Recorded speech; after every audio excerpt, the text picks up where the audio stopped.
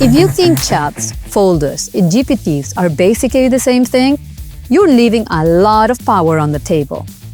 Most people use ChatGPT as a simple chat tool, but that's not how you unlock its real potential. I'm Maria's AI sideteach. Welcome to Optime AI University.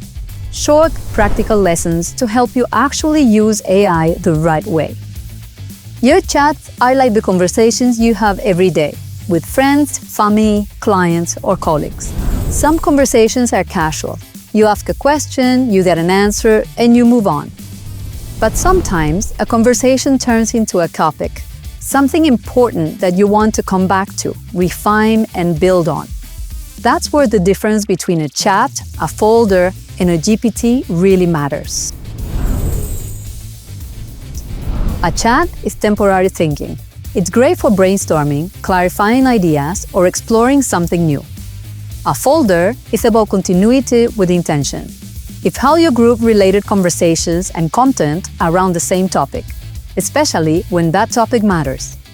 Folders help you decide what's worth keeping, revisiting, and building on. And a custom GPT is different.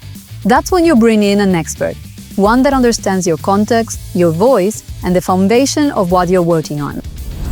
Most people try to do everything in one long chat. They think more conversation means more clarity. In reality, clarity comes from structure, knowing what's temporary, what's important, and what deserves expert-level guidance. ChatGPT doesn't get confusing because it's powerful. It gets confusing because we don't use it with intention. If you remember one thing, remember this. Chat equals temporary thinking.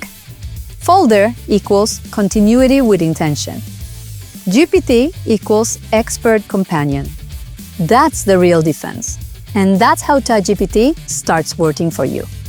In the next episode, we'll explain why a chat is not a project and why people get lost.